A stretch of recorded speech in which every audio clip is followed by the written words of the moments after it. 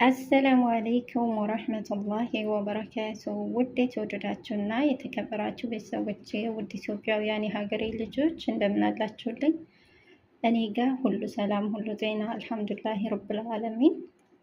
ውድ ቤተሰቦቼ ማለት ነው ዛሬ ድሮ ሰራባቸው የነበሩት ሰዎች የልጃቸው ሰርግ ጠርተውኛል ማለት ነው።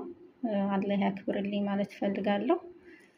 ከ5 ዓመት በፊት ነው ከሰዎቹ ጋር የወጣሁት።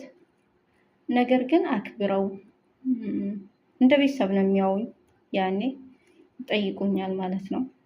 እውነት ለመናገር ማለት ነው እንጃ በጣም መልካም ሰዎች ናቸውና ሰርግ ጠርተውኛል። አላህ ያክብርልኝ ብዬ ዛሬ እኔ ወደ እነሱ ለመሄድ እየተዘጋጀው ነው ማለት ነው። ትንሽዬ ስጦታ አዘጋጅቼላታለሁ። ልጅቷ እኔ እነሱ ቤት ስገባ 10 ዓመት ምናምን ይሆናት እንደው አላውቅም፣ እንደዛ ይሆናታል። እነሱ ጋር 5 ዓመት ከምናምን ቆይቻለሁ። አሁን ከነሱ ጋር ከወጣሁ 5 ዓመት ኦልሬዲ ልጅቷ 20 ዓመት ምናምን ነው የሚሆናት ማለት ነው። እና አሁን ልታገባ ነው። አልፍ መብሩክ ሀቢብቲ ትስተህሊ ኩል ኸይር አላህ ይወፍቂ ዞጅ ሰኢድ ማለት ፈልጋለሁ። እንደ ቤተሰብ ነው የሚያውኝ። ደግሞ እኔ እንጃ በቃ እንደ አረብ አላያቸውም። እኔም እነሱም እንደ ሰራተኛ አያውኝም።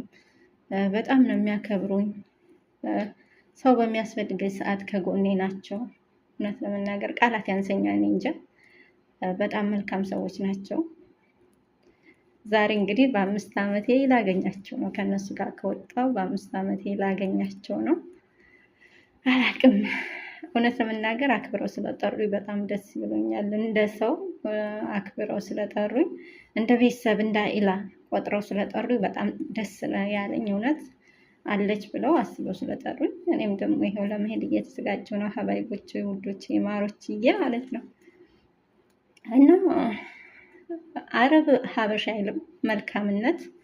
ብዙ መልካም ሰዎች አሉ ከአረቦችም እና እኔ እነኚህ በጣም መልካም ሰዎች ናቸው። ሲያመኝ ሐኪም ቤት ይዘው ሄደው አስታመው ነው። እውነት በጣም ቃላት ያንሰኛል እንጂ በቃ ለማንኛውም ወደ እነሱ ልሄድ ነው። ሰላም ተመለሽ ይበሉኝ ማለት ነው። ሀባይቦቼ፣ ውዶቼ፣ ማሮቼ ማለት ነው። በጣም ነው የምወዳችሁ። ያው እንትን ልንገራችሁ ብዬ ነው።